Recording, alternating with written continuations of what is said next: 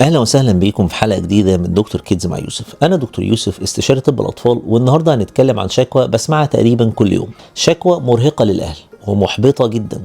اب او ام يقولوا لي انا مش فاهم، ابني عارف ان اللي بيعمله ده غلط وتعاقب قبل كده، ومع ذلك بيرجع يعمل نفس الغلط تاني وكأنه ولا حاجه حصلت. والاصعب ان في اللحظه دي الاهل بيبداوا يشكوا، هل ابني عنيد؟ هل مستهتر؟ هل مش مهتم؟ ولا انا بربي غلط؟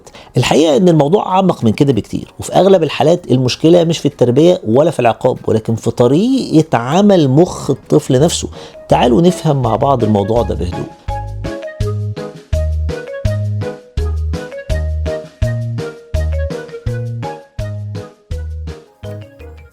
خلينا الأول نسأل سؤال مهم، هل كل طفل عارف الغلط بيبقى تلقائيا قادر يبطل الغلط ده؟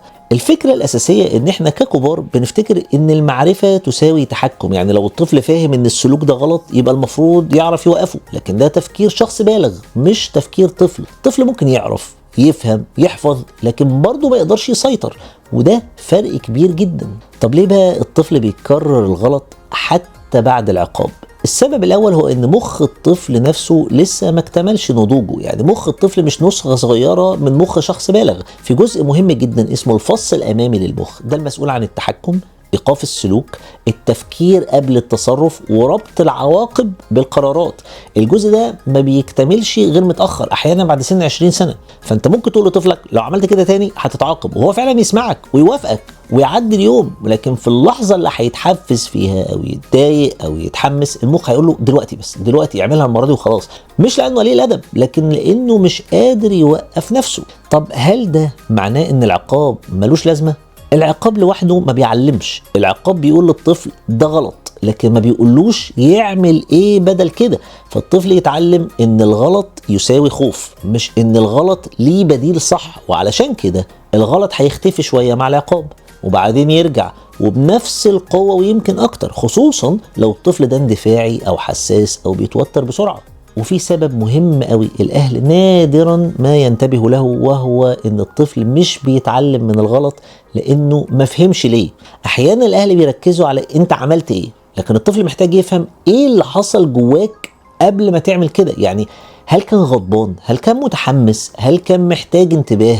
هل كان متضايق ومش عارف يقول؟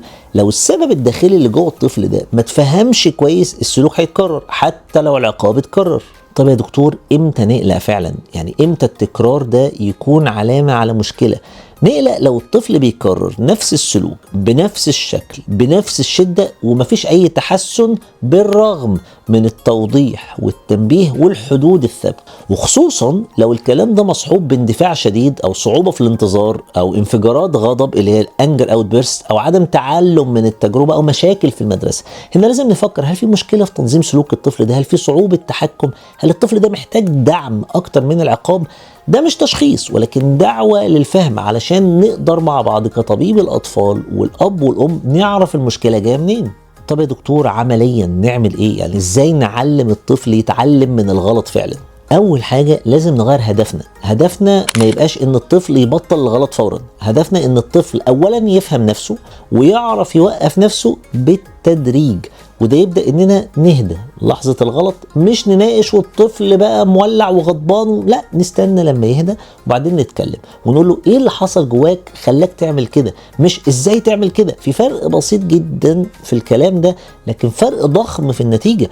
بعدها لازم نساعد الطفل انه يلاقي بديل، يعني المرة الجاية لما تحس بكده تعمل ايه، وتديله بديل واحد واضح سهل، مش 5 6 اختيارات. ده مهم جدا، ومهم جدا نمدح اي محاولة تحكم الطفل حتى لو ما كانتش كاملة او ناجحة، لان مخ الطفل بيتعلم بالتكرار مش بالمثالية، مش لازم تبقى الحاجة بيرفكت. وفي حاجة اخيرة حابب اقولها، لو ابنك بيغلط وبيكرر الغلط ده بس بيتعلم حتى لو ببطء، ده مش معناه انك فشلتي ولا ان ابنك مش كويس، ده معناه ان مخه لسه بيتكون، بيحتاج توجيه مش كسر. اكتر حاجة بتساعد الطفل يتعلم من الغلط مش العقاب، ولكن ان يبقى في علاقة امان بينك وبينه، في حدود واضحة، ولكن يبقى معاها صبر وصبر ذكي. في النهاية يا جماعة مش كل طفل بيكرر الغلط يبقى عنيد، ومش كل عقاب يبقى حل، ومش كل مشكلة سلوك تبقى سوء تربية.